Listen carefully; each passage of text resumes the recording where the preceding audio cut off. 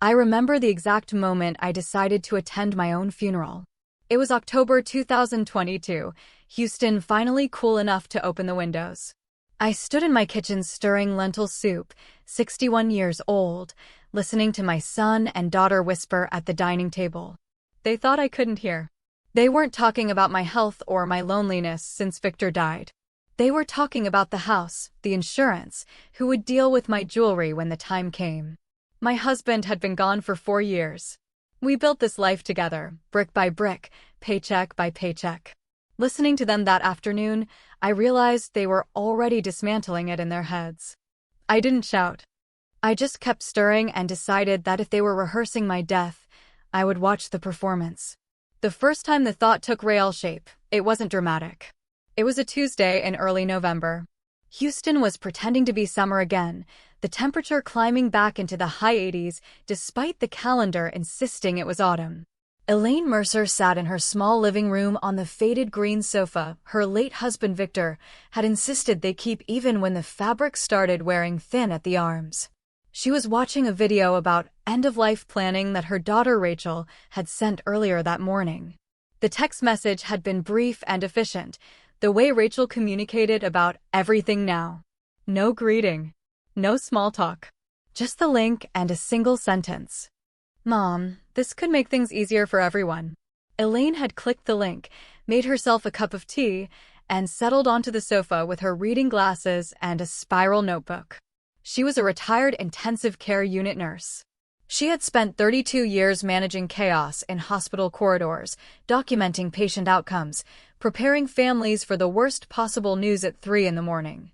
Paperwork didn't intimidate her. Death didn't intimidate her. She had seen enough of both to know that preparation mattered more than optimism. She took notes as the video played. The presenter was a woman in her 50s, professionally dressed, speaking from what looked like a home office with plants in the background and motivational posters on the walls.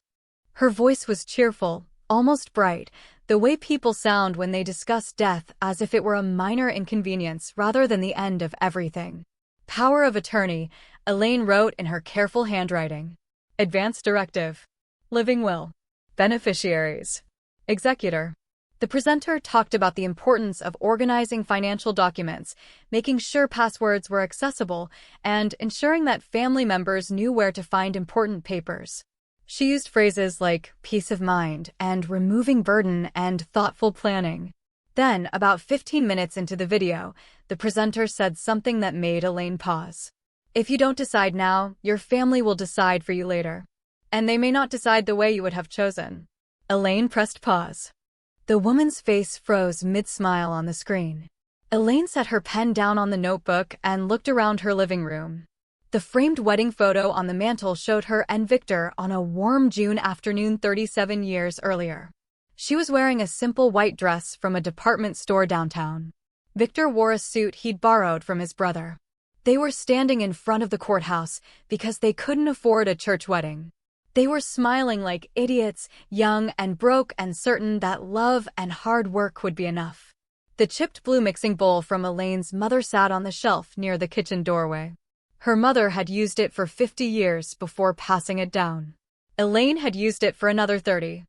The chip on the rim came from the day Victor had accidentally knocked it off the counter while reaching for the coffee filters. They'd both stood there staring at the broken piece on the floor, then at each other, then they'd laughed, because what else could you do? Victor's fishing hat still hung on the hall tree near the front door. Brown canvas, sweat-stained around the band, the brim bent from years of use. He'd worn it every Saturday morning when he went to the lake, even in winter, even on days when the fish weren't biting and he came home with nothing but cold hands and good stories. The jewelry box sat on the side table next to the sofa. Polished wood with brass hinges, about the size of a shoebox. Victor had given it to her on their 30th anniversary. Inside was the sapphire ring he'd bought when his Christmas bonus finally came through after years of smaller amounts.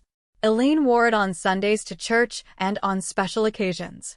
Her daughter Rachel had asked about it the previous spring. "That's a beautiful ring," Rachel had said, touching Elaine's hand across the restaurant table where they were having lunch. "You should think about who you want to have it someday." Someday, Elaine had repeated. "You know, for when you don't need it anymore," Rachel had clarified, as if Elaine might not understand what someday meant. Elaine looked at the ring on her finger now, the blue stone catching light from the window. She looked at the hat on the hall tree. She looked at the mixing bowl and the photograph and the sofa she was sitting on. A week earlier, her son Michael had come for Sunday lunch. He was 40 years old, a real estate consultant, married to a woman named Jennifer who worked in pharmaceutical sales. They had 2 children, both under 10, both in private school, both busy with sports and music lessons and playdates. Michael visited maybe once a month, usually on Sundays, usually for less than 2 hours. That particular Sunday, he'd brought takeout Chinese food instead of letting Elaine cook. They'd sat at her dining table eating from cardboard containers while the kids watched videos on their tablets in the living room. "This is a great lot," Michael had said, looking out the window at the backyard. "Good bones on the house, too. Your father and I bought it in 1989, Elaine had replied. "We painted every room ourselves. Laid the tile in the kitchen. Built that deck out back." "Market's insane right now," Michael continued, not really responding to what she'd said. "Property values in this neighborhood have gone up like 40% in 5 years. "Is that so?" Elaine said. "Don't worry, Mom," Michael said, smiling at her. "We'll take good care of the house when you're gone." Rachel had laughed from across the table. Elaine had smiled too, because what else do you do when your children joke about your death over lo mein and spring rolls? But something had tightened under her ribs. Something quiet and hard and uncomfortable. Now, sitting alone with the video paused and her living room suddenly feeling like a waiting room, the thought arrived clearly and fully formed. They already live in a world where I'm gone. Maybe I should see what that world really looks like. She didn't say it out loud. She didn't write it in her notebook. She just closed the spiral, turned off the television, and sat in the quiet with the idea the way someone sits with a difficult diagnosis. Not rushing it. Not denying it. Just acknowledging it existed. The signs didn't come all at once.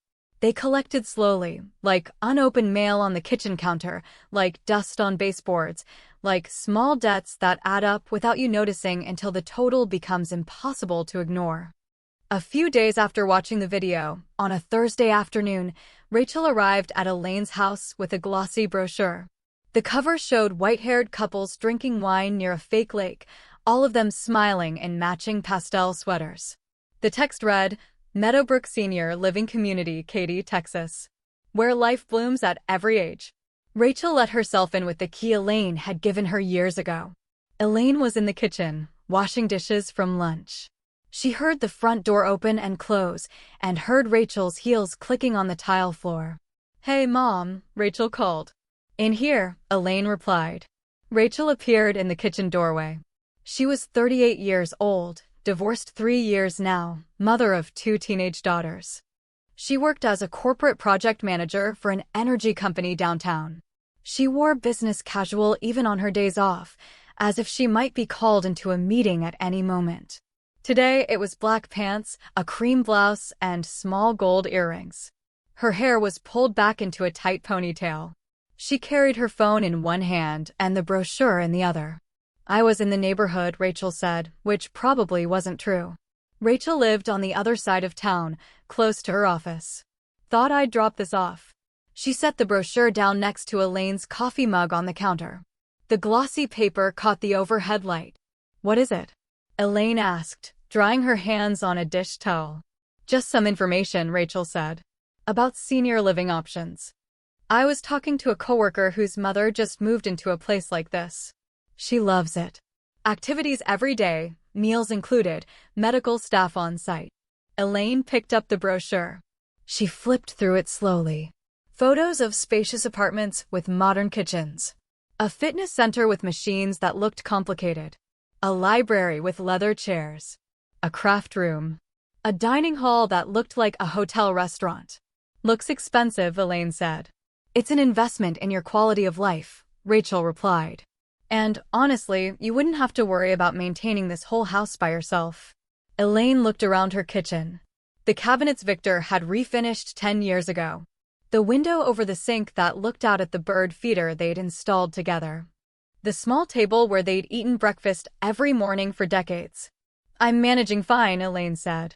Rachel sighed. It was a particular kind of sigh, the kind adult children make when they think they're being reasonable and their parents are being stubborn. I know you are, Rachel said, her voice taking on that careful tone, the one people use when they're trying not to sound condescending. But you're not getting any younger. None of us are. And this house is a lot for one person. The yard, the repairs, the stairs. There are 3 steps from the driveway to the front door, Elaine said. You know what I mean, Rachel replied. We just want you safe, Mom. We want you somewhere with support.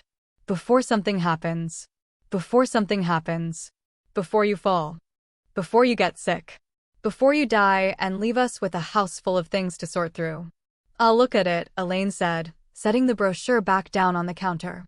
Good, Rachel said, already checking her phone. Just think about it. No pressure. Just options. She stayed for 10 more minutes, talked about her daughters, complained about her workload, mentioned that she was thinking about getting a new car. Then she hugged Elaine quickly and left, her heels clicking back down the hallway, the front door closing with a soft thud. Elaine looked at the brochure. She didn't throw it away. She moved it to the small desk in the corner of the kitchen where she kept bills and grocery lists. She didn't open it again, but she didn't throw it away. The next week, Michael dropped by. It was a weekday afternoon, just after 2 o'clock. Elaine was surprised to see him. He usually only came on Sundays. Client meeting in the area, he explained, standing on the front porch. Thought I'd stop in and check on you. Come in, Elaine said. Michael was 40 years old, tall like his father had been, with the same dark hair now starting to show gray at the temples. He wore khaki pants and a button-down shirt, business casual for client visits. He had his phone in his hand, as always, checking messages as he walked through the door. How are you feeling? He asked, not looking up from his screen. Fine, Elaine said. Would you like some coffee? No, I can't stay long, he replied. I just wanted to see the place. The place, Elaine repeated. Yeah, just walk through, see how everything's holding up. Elaine watched as Michael moved through the house. He wasn't looking at her belongings or asking about family photos or commenting on anything personal. He was measuring. His eyes moved over walls, across floors, towards ceilings.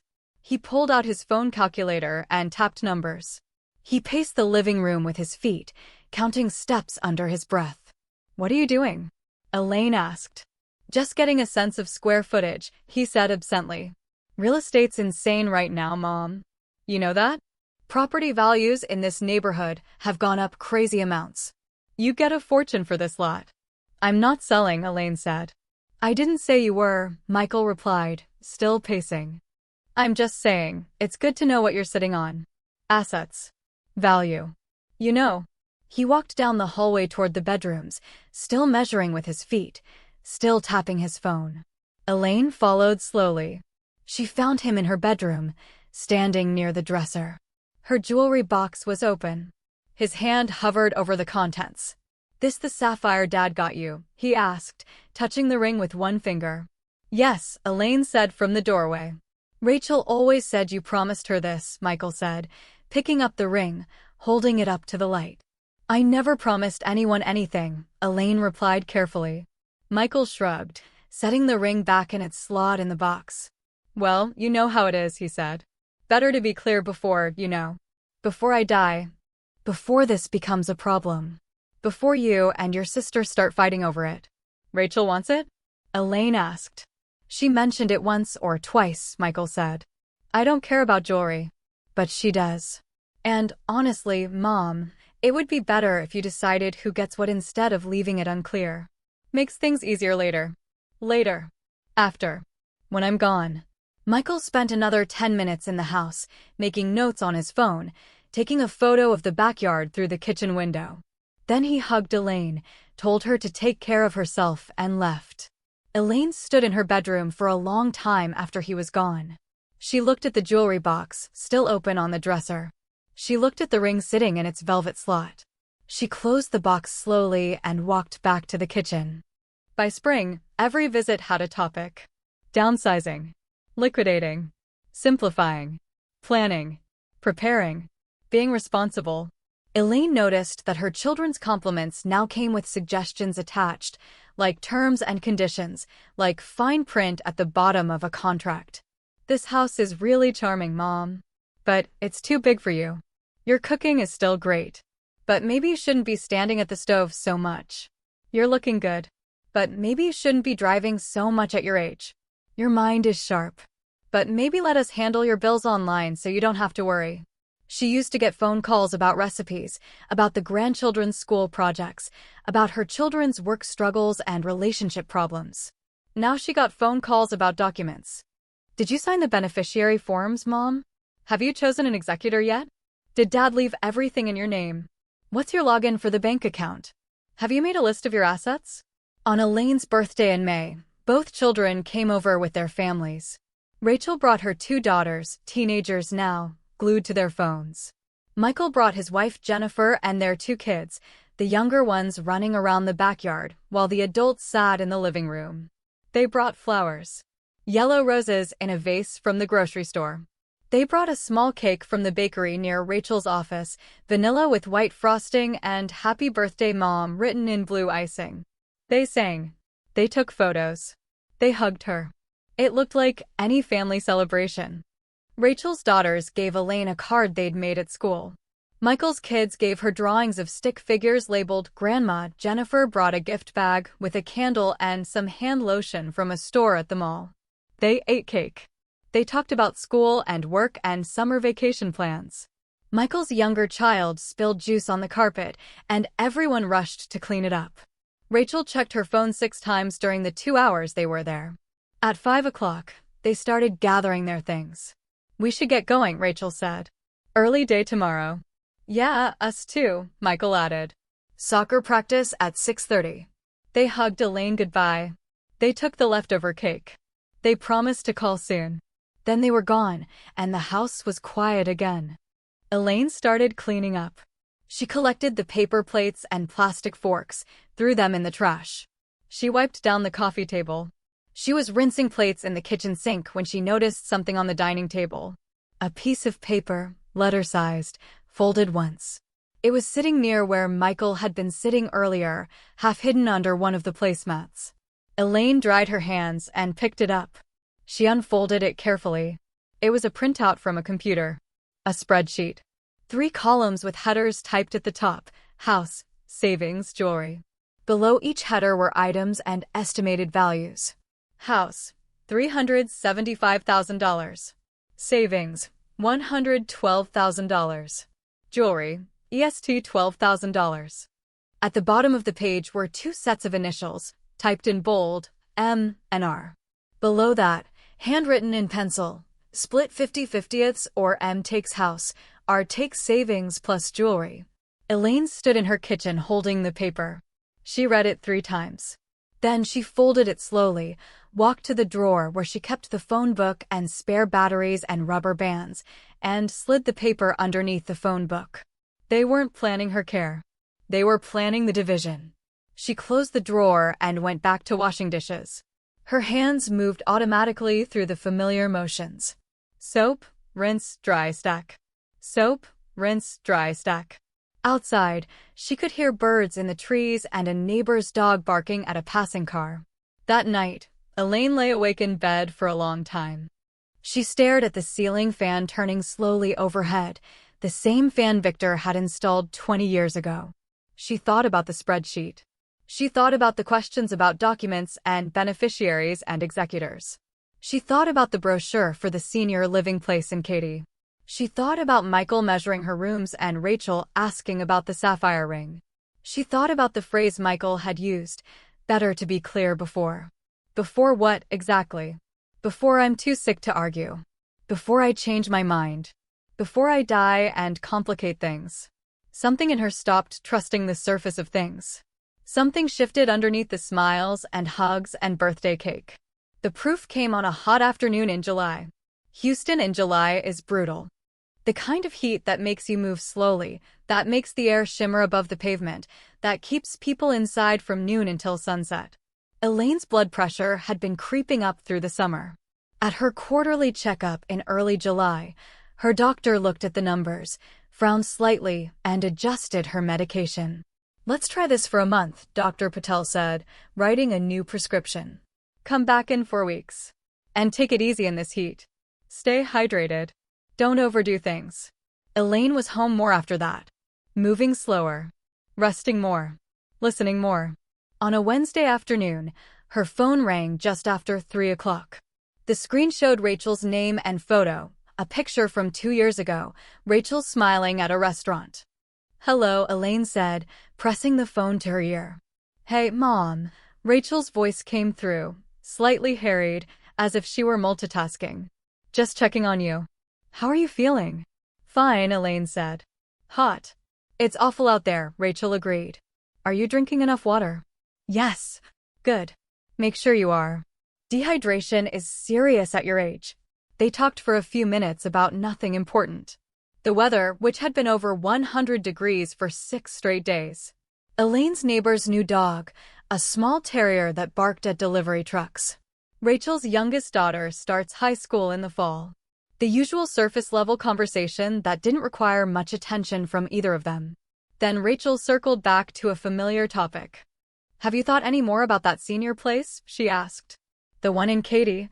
Elaine looked at the brochure, still sitting on the corner of her desk where it had been for 2 months. She hadn't opened it since the day Rachel brought it. "I've thought about it," Elaine said carefully. "And?" Rachel pressed. "I like my own kitchen," Elaine said. "And my own bed. I'm not ready to give those up." There was a pause on the other end. Elaine heard Rachel exhale, a sound that carried frustration more than concern. "Okay," Rachel said finally. "Well, at least think about appointing a power of attorney. It's literally just a signature, Mom. It doesn't mean giving up control. It just means someone can help you if you need it." "I'll think about it," Elaine said. "You always say you'll think about it," Rachel replied, an edge creeping into her voice. "But you never actually do anything." "I'm doing what I can," Elaine said quietly. "Fine," Rachel said. "I have to go. Meeting in 5 minutes. Take care of yourself." "I will. Love you." "Love you too," Rachel said, the words automatic, reflexive. The call ended. Elaine heard the small click on her end of the line. She was about to press the red button to disconnect when she heard something else. Rachel's voice, smaller now, farther away from the phone. The call hadn't fully disconnected. It was still live, the connection still open, Rachel's phone apparently still active but away from her ear. Elaine sat very still at her kitchen table. The phone was warm in her hand. "He's not going to like this," Rachel's voice said, distant but clear enough to hear. Then another voice, closer to Rachel's phone. Michael's voice, sharp with frustration. "She's stalling again." Elaine's breath caught. She didn't move. She didn't hang up. She listened. "I tried," Rachel replied. "She doesn't see the point." "She will when something happens," Michael said. "We can't keep waiting for her to fall down the stairs or have a stroke or whatever. We need this handled now." There was a rustle of papers on the other end. The sound of something being moved across a table or desk. Rachel again, quieter now. "I did the breakdown like you asked. If we sell the house and move her to that place, it covers her care for like 10 years, maybe 15 if she doesn't need intensive support. And there's still." Michael cut in, his voice impatient.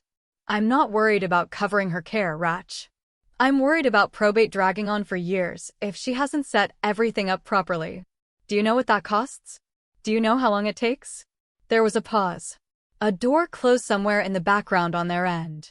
Rachel's voice dropped lower, almost a whisper, as if she were making sure no one else could hear. "You mean you're worried about your share?" Michael laughed. It wasn't a happy sound. It was bitter, cynical. "Don't pretend you're not," he said.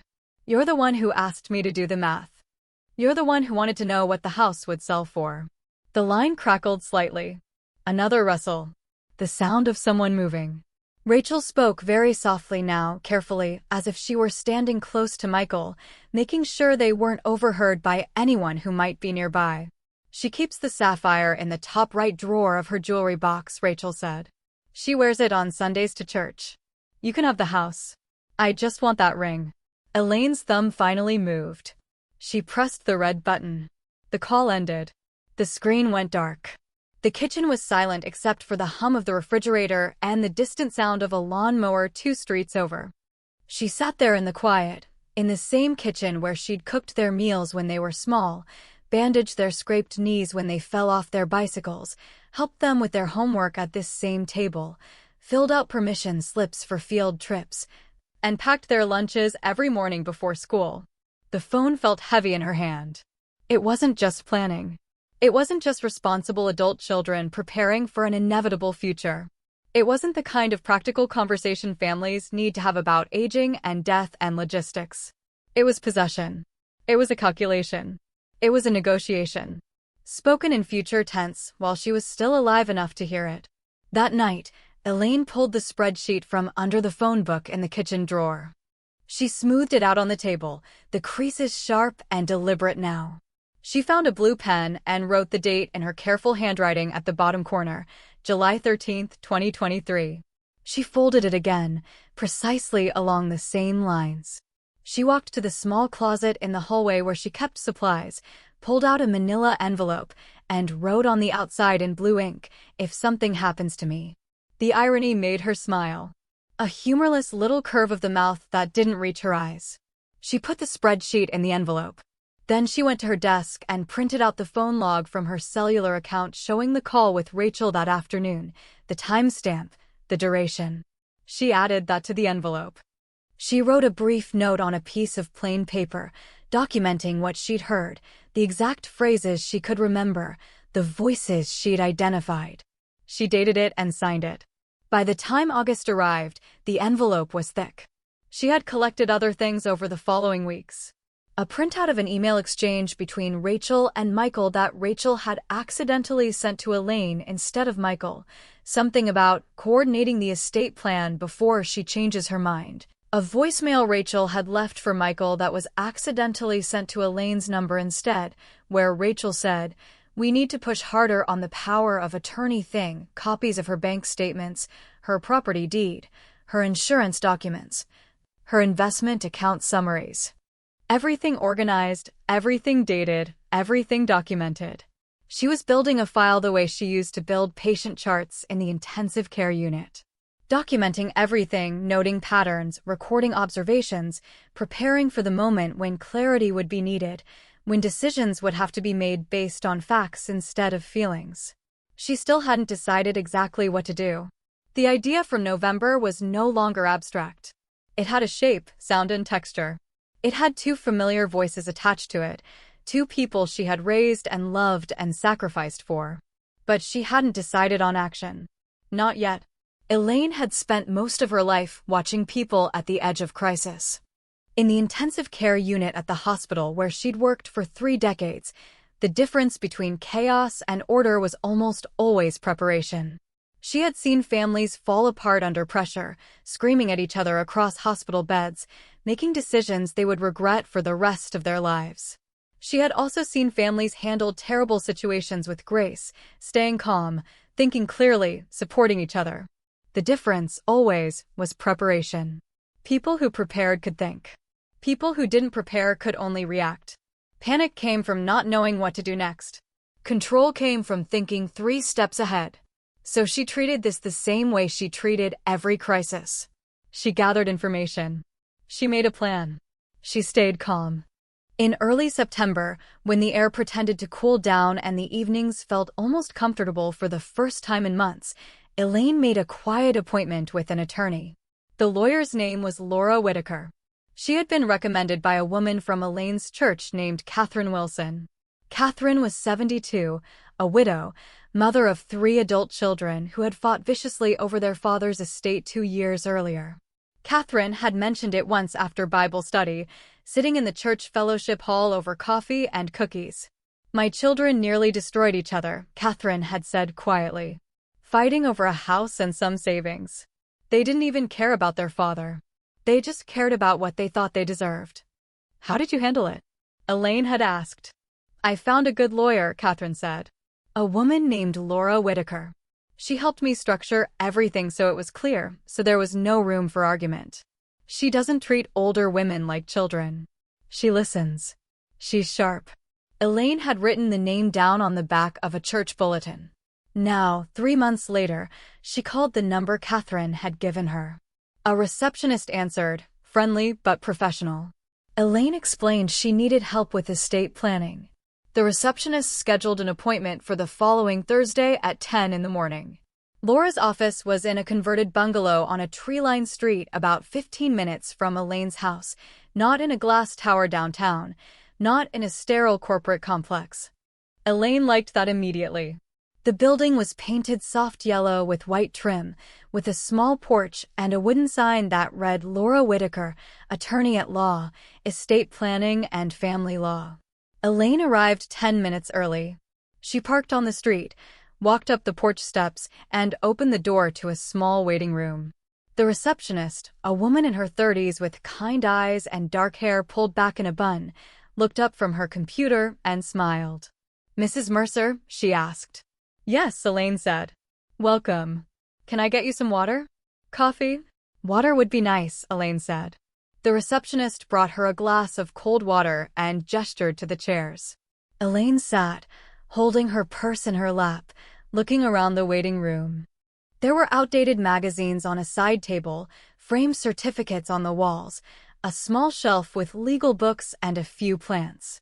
It felt calm, professional but not cold. At exactly 10 o'clock, a door opened and a woman stepped out. Laura Whitaker looked to be in her early 50s. She had short gray hair, simply cut, and wore minimal makeup. She was dressed in a simple black dress with a thin silver necklace. She wore small silver earrings and practical black flats. She looked professional without being intimidating, approachable without being casual. "Mrs. Mercer," she said, extending her hand. "Elaine," Elaine replied, standing, shaking her hand. Laura's handshake was firm and warm. "Come on back," Laura said. Laura's office was small but organized. A wooden desk with a computer and neatly stacked files. 2 chairs across from the desk for clients. Bookshelves filled with legal volumes and binders. A window that looked out at the back garden. A framed law degree on the wall. A photo on the desk of Laura with 2 grown children, all 3 of them smiling at a beach somewhere. "Catherine spoke highly of you," Laura said as they settled into their chairs. "She said you helped her through a very difficult time with her family." "Catherine's a good woman," Laura replied. "She was in a tough situation. I try to help people keep control of their own decisions, especially when family dynamics get complicated." Elaine nodded. She set her purse on the floor beside her chair, folded her hands in her lap, and took a slow breath. "I want to update my will," she said. Laura pulled a yellow legal pad closer and picked up a pen from her desk. "Let's start with the basics," she said. "What assets are we talking about?" They went through the list methodically, item by item. Laura asked questions. Elaine answered clearly. "The house. Purchased in 1989 for $78,000. Now paid off completely. Currently valued, according to recent assessments, at approximately $375,000. Savings accounts at 2 different banks, totaling just over $112,000. A small investment portfolio that Victor had started years ago, managed conservatively through a financial advisor at the local bank, now worth approximately $86,000. Life insurance policies. One on Elaine for $50,000. Another old policy on Victor that had paid out 4 years ago, the proceeds now sitting in one of the savings accounts. Jewelry. Not much. The sapphire ring, probably worth around $5,000. Her mother's pearls. Some simple gold pieces. A few costume items. Personal belongings. Furniture, kitchen items, photo albums, books. Victor's fishing equipment still in the garage. Laura wrote everything down in neat columns, asking for account numbers, policy numbers, exact locations of documents. When she finished, she set her pen down and looked at Elaine. "And children?" Laura asked. "Do you have any?" Elaine paused for just a moment. "2," she said. "Both adults. A son and a daughter. Both are busy with their own lives. Do you want them as primary beneficiaries?" Laura asked. "That's the most common arrangement." "That's what we always planned," Elaine said slowly. "My husband and I. We always assumed everything would go to the kids. Laura waited.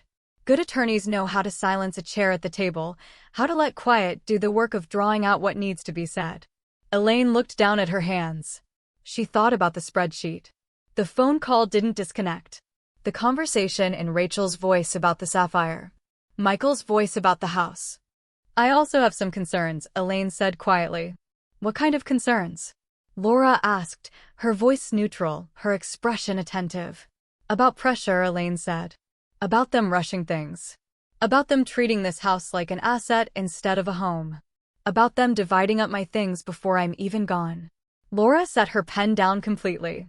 She leaned back slightly in her chair, giving Elaine her full attention. Can you tell me more about that? She asked gently. So Elaine told her. Not everything at first. Just enough.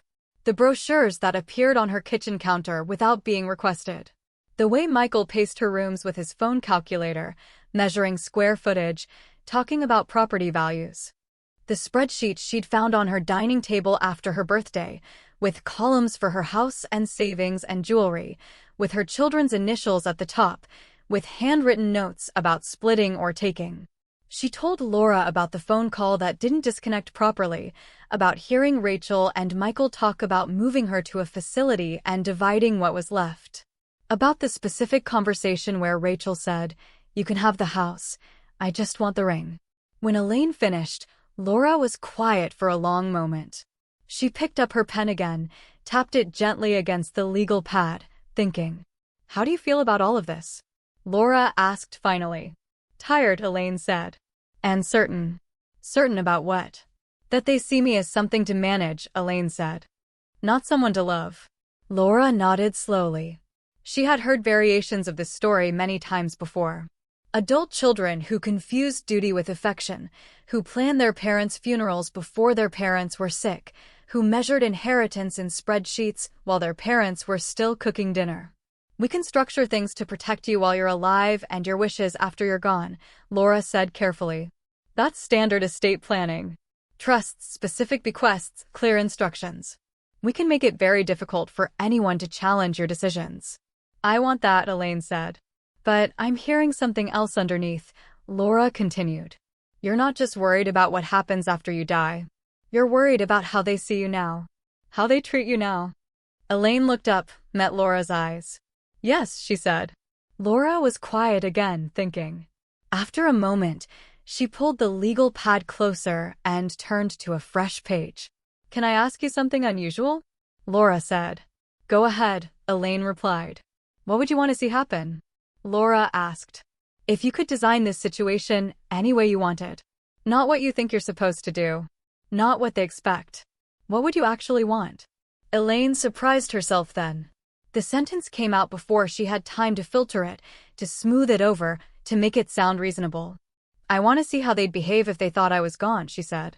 Laura raised an eyebrow. She didn't look shocked. She didn't look judgmental. She just looked curious, the way a lawyer looks when a case becomes interesting. You mean like a test? Laura asked. Elaine nodded slowly. Yes, she said. A test. Laura set her pen down again. She folded her hands on top of the legal pad and looked at Elaine thoughtfully. That's a very interesting idea, she said. And I'm not going to tell you it's wrong. But we need to be very clear about something. What's that? Elaine asked. We're not going to do anything illegal, Laura said firmly. We're not going to fake a death certificate. We're not going to commit fraud. We're not going to create false documents or lie to authorities. Are we clear on that? Yes, Elaine said. But Laura continued, we can certainly create a scenario where their behavior informs your decisions. People show themselves when they believe the stakes are real. If you want to observe how your children handle the idea of your death, we can arrange circumstances that allow that to happen within legal boundaries. How? Elaine asked. Laura picked up her pen and started making notes, thinking out loud as she wrote. You would need to be temporarily unavailable, she said. Out of town. Unreachable. Under the guise of a medical situation that gives you privacy and prevents them from visiting you. Like tests, Elaine said. Procedures. Exactly, Laura said. Something serious enough that people respect your need for space, but not so specific that they start calling hospitals. And then? Elaine asked. And then a communication goes out through official channels, your church, perhaps, or a trusted friend, indicating that something went wrong during that medical situation, Laura said.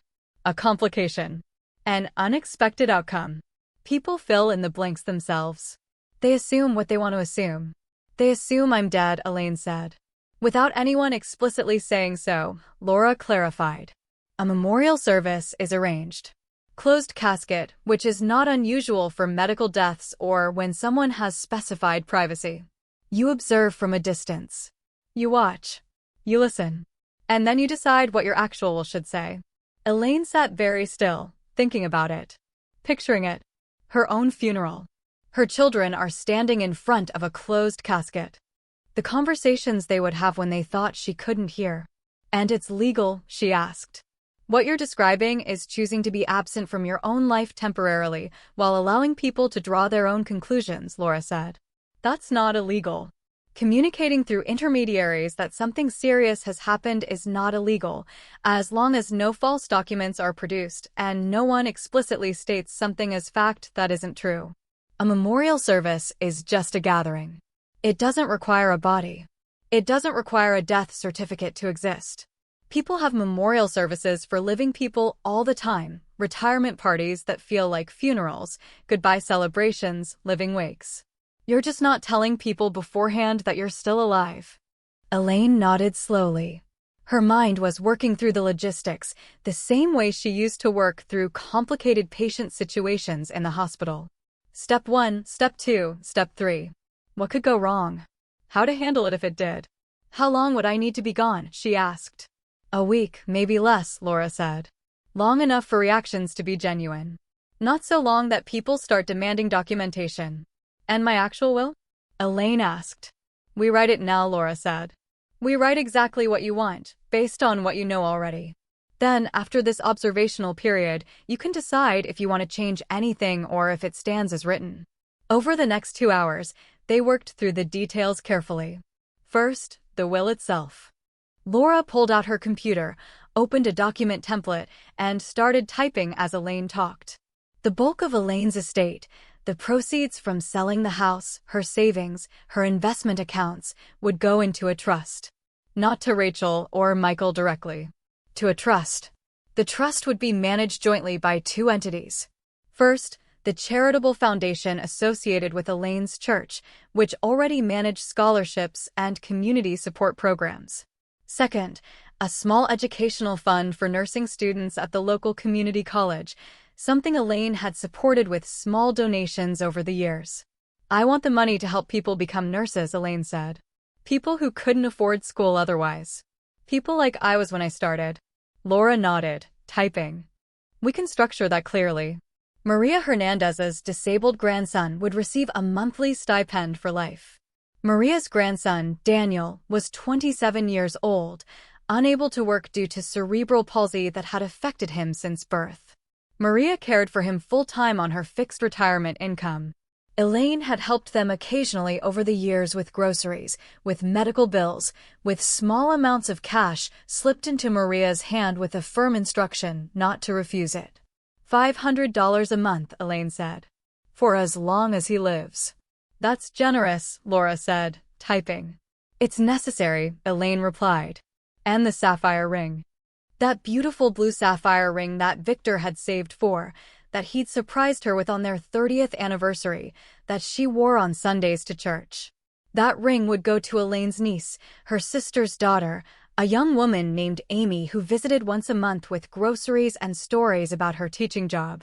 Amy was 29, an elementary school teacher, engaged to a kind man who worked in IT.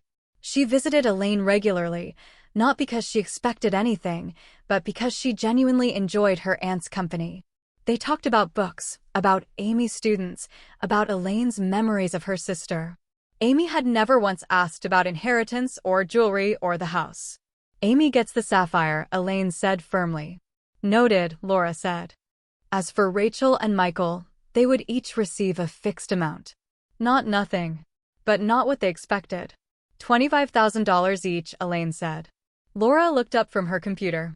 That's significantly less than they would get if you divided the estate evenly between them, she said. I know, Elaine replied. They will likely be upset, Laura said. I know that too, Elaine said. Attached to Rachel and Michael's section of the will would be a letter. A personal letter from Elaine, written in her own handwriting on plain white paper, explaining her decision calmly and clearly. Elaine drafted it there in Laura's office, while Laura worked on other sections of the will. She wrote slowly, choosing each word carefully, crossing out and rewriting when something didn't sound right. Dear Rachel and Michael, the letter began. This is not punishment. This is clarity. I have watched the way you talk about my things as if I am already gone. I have heard you plan the sale of my house while I still cook in its kitchen. I have seen the spreadsheets and heard the negotiations about who gets what. I do not fault you for wanting security. I do not fault you for thinking ahead. But I do fault you for treating my life as inventory, for measuring my worth in square feet and appraisals, for negotiating my belongings while I am still here to witness it. Your father and I built this life together through hard work and sacrifice. We saved every dollar we could. We invested carefully. We bought this house with money we didn't have, trusting that we could make the payments. We raised you in this house, fed you at this table, taught you everything we knew about honesty and dignity.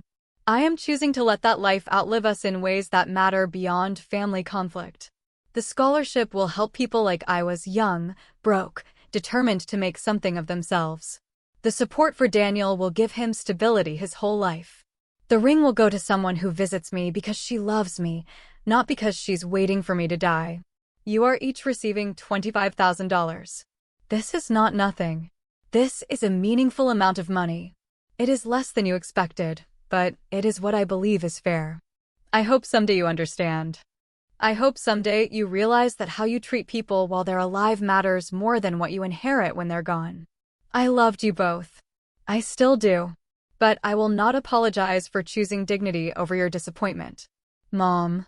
Elaine read it over 3 times, made a few small edits, then copied it neatly onto 2 sheets of clean paper, one for each child. She signed both letters with her full name, Elaine Marie Mercer. Laura read one of the copies and nodded. This is clear and measured, she said. No judge would see this as the writing of someone confused or manipulated. The second part of the planning involved the logistics of Elaine's temporary disappearance and the memorial service that would follow. Laura explained it carefully, step by step. Elaine would need to be out of town for approximately 1 week, staying somewhere she couldn't be easily reached or verified. A friend's house, perhaps. Somewhere out of state or at least out of the immediate area. She would tell Rachel and Michael that she was going for medical tests, something that required privacy and specialist care. Make it vague, Laura said. Don't name a hospital. Don't name a specific doctor. Just say you need tests, you want privacy, and you'll update them when you're ready. During that week, Laura and a trusted contact from Elaine's church would send communications indicating that Elaine had experienced a sudden medical complication and had passed away. No death certificate would be issued, obviously, because none existed.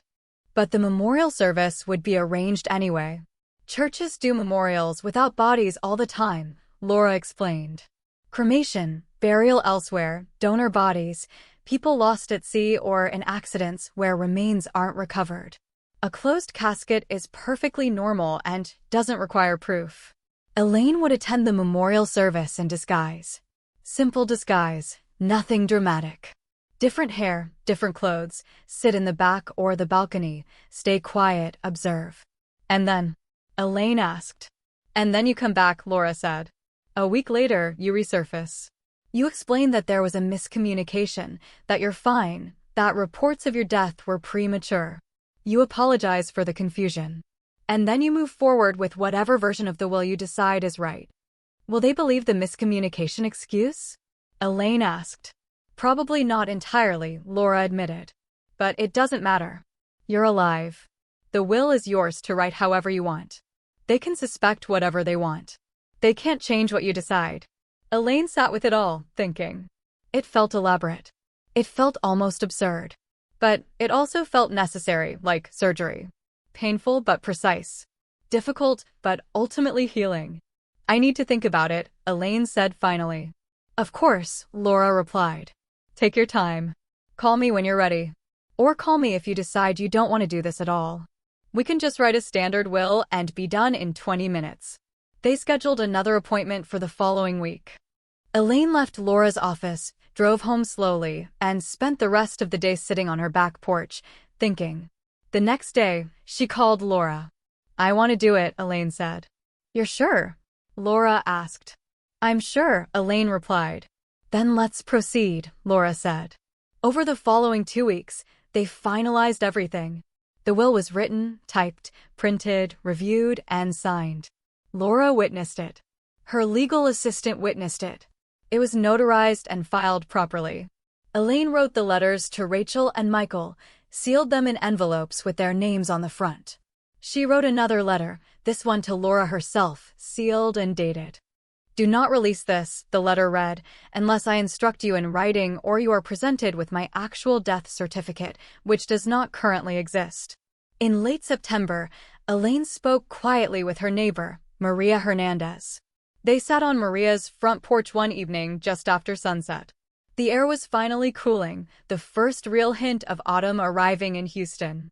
They drank iced tea and watched the street as the sun went low and the streetlights flickered on. I need to ask you something unusual, Elaine said. Maria looked at her with steady brown eyes. Maria was 67 years old, a retired cafeteria worker who had spent 30 years serving food to elementary school children. She was a widow. Her husband had died 8 years ago from lung cancer. They had been neighbors for 12 years, had shared countless cups of coffee, and had helped each other through grief and loneliness. Go ahead, Maria said. Elaine explained. Not all of it, but enough. She needed to be unreachable for a few days. She needed people to believe she was out of town for medical tests. And she needed someone she could trust to help her attend a memorial service without being recognized. Maria listened without interrupting. When Elaine finished, Maria took a long sip of her tea, then set the glass down on the porch railing. You want to see what your kids do when they think you're gone, Maria said simply. Yes, Elaine replied. Maria nodded slowly. She had her own children, 2 sons and a daughter, all living in other states, all busy with their own lives. They called on holidays. They sent cards. But they didn't visit often. Maria understood what it felt like to be loved from a distance, to be remembered only when it was convenient. My sister lives in San Antonio, Maria said. She has a spare room. You can stay there. I'll tell people I'm visiting her for the week. No one will question it. We go see each other all the time. Are you sure? Elaine asked. This is asking a lot. Maria reached over and squeezed Elaine's hand.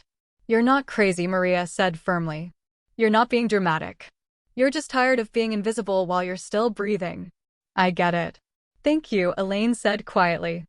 Besides, Maria added with a small smile, I want to see what happens too. I have opinions about your kids. Elaine laughed, the first real laugh she'd had in weeks. By early October, everything was in place. The will was revised, signed, notarized, filed with Laura's office. The trust was established. The letters were written and sealed. The church had been discreetly informed by Laura, in her capacity as Elaine's attorney, that Elaine might be unavailable for a short period and that, in case of the worst, they should coordinate with the attorney's office for any memorial arrangements. Reverend Howard, the senior pastor at Elaine's church, was 63 years old, kind-faced, someone who had presided over countless funerals and understood that families were complicated. Laura met with him privately, explained that a congregant was dealing with a family situation and needed support for a sensitive arrangement. Reverend Howard agreed to help without asking too many questions. We'll handle it with dignity, he said simply. Elaine told her children, in separate phone calls, that she needed some tests done at a specialist clinic in San Antonio. Why San Antonio? Rachel asked, suspicious immediately. Because my doctor recommended someone there, Elaine said, which wasn't exactly a lie. Her doctor hadn't recommended anyone anywhere, but he could have, theoretically. What kind of tests? Michael asked. Cardiac, Elaine said, which was vaguely true. Her blood pressure was a cardiac issue, technically. Do you need us to drive you? Rachel asked, though her voice suggested she hoped the answer was no. I'll manage, Elaine said. Just send us updates, Michael said. So we know what's happening. I will, Elaine lied. On Tuesday, October 10th, Elaine packed a small suitcase, locked up her house, and drove to Maria's sister's house in San Antonio. Maria came with her. They drove in Maria's car, taking their time, stopping for lunch halfway there at a small diner off the highway. Maria's sister, Rosa, was 70 years old, warm and welcoming, asking no questions about why Elaine needed a place to stay. Rosa lived in a modest house on the west side of San Antonio, a neighborhood of small homes with tidy yards.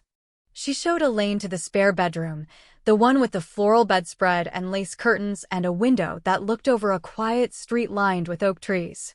"Stay as long as you need," Rosa said. "Thank you," Elaine replied. Her phone stayed off. For 3 days, Elaine was unreachable. She sat in the spare bedroom, read books from Rosa's shelves, walked around the neighborhood in the cool morning air, and waited. On Wednesday morning, the call went out. Laura contacted Reverend Howard. "We have a situation," Laura said carefully. Elaine Mercer experienced a sudden complication during a medical procedure yesterday afternoon. She suffered cardiac arrest and recovery. She did not make it. Reverend Howard was silent for a moment. "I'm very sorry to hear that," he said. "The family needs to be notified," Laura continued. "And we'll need to arrange a memorial service as quickly as possible." Elaine had requested simplicity. Closed casket. Her body has already been transferred for cremation. Which was a lie, obviously, because there was nobody there. But Reverend Howard didn't question it. He had handled enough deaths to know that sometimes details were vague, sometimes families wanted privacy, sometimes things happened quickly and people just wanted to move forward. He called Rachel first. Then Michael. He used the exact language Laura had given him. "I'm calling with very sad news about your mother. She experienced a sudden medical complication yesterday during a procedure in San Antonio. She suffered cardiac arrest and unfortunately did not survive. I'm so sorry for your loss. Your mother's attorney will be in touch regarding arrangements." The memorial service was scheduled for Friday morning. 2 days later. Quick, as Elaine had requested, before anyone had time to ask too many questions. On Friday morning, Elaine woke early in Rosa's spare bedroom.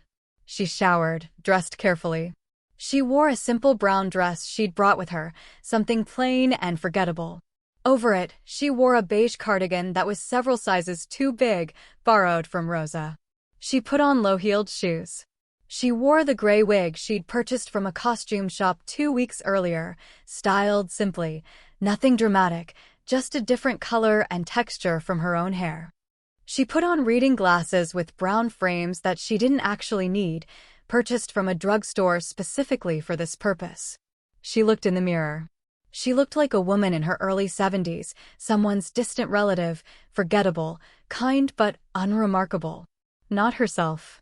Maria walked into the room, already dressed in dark blue, her own silver hair pulled back in a neat bun.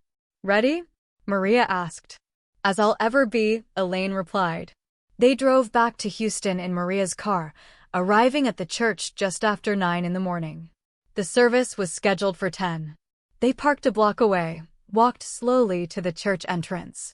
The usher at the door was a young man Elaine vaguely recognized from the youth program, someone's college-age son home for the weekend. He stood near the entrance holding programs, greeting people as they arrived. Maria approached him first. "Good morning," Maria said.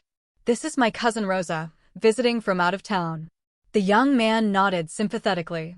"We're so sorry for your loss," he said to Maria, assuming she was a close friend of the deceased.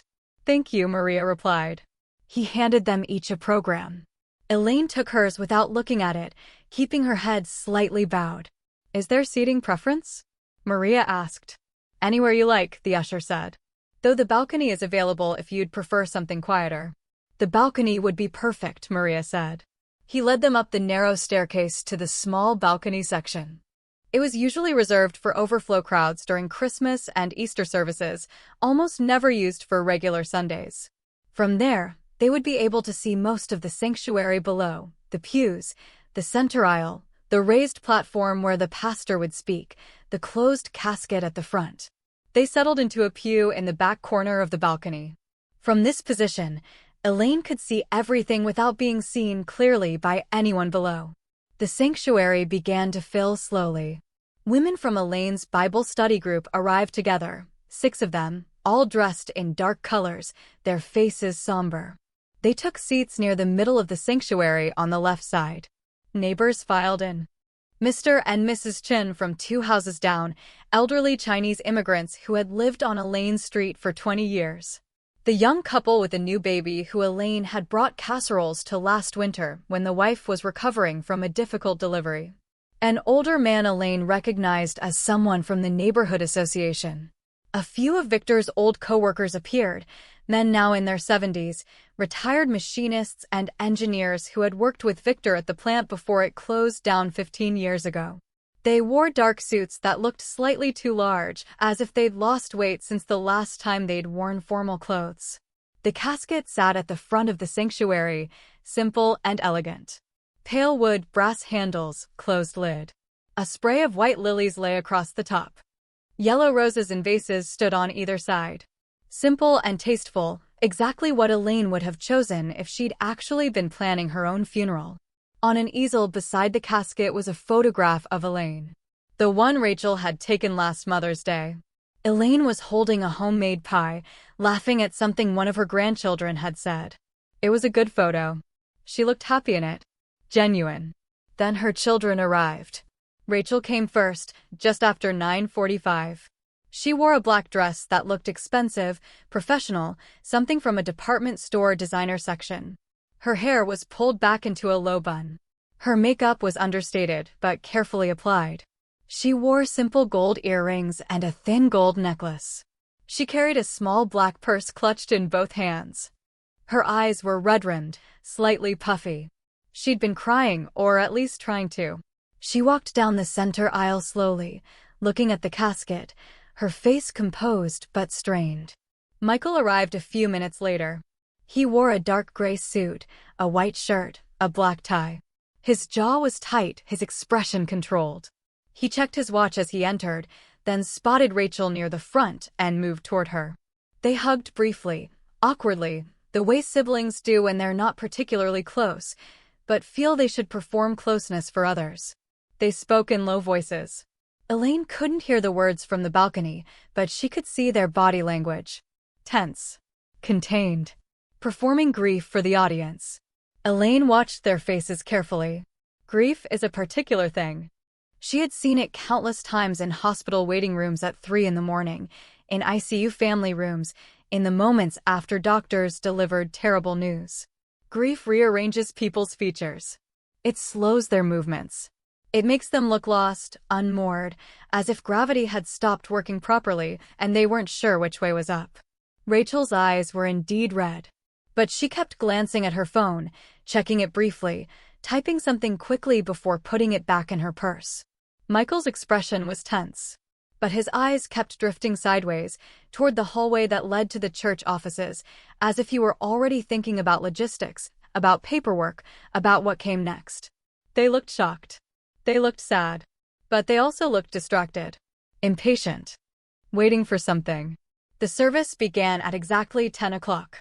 Reverend Howard stepped up to the small wooden podium at the front of the sanctuary. He was dressed in his usual vestments, simple and dignified. He looked out at the congregation with kind eyes and began speaking in his gentle voice. We gather today to remember and celebrate the life of Elaine Marie Mercer, a faithful member of this congregation for 23 years, a loving mother, a devoted wife, and a friend to many in this community.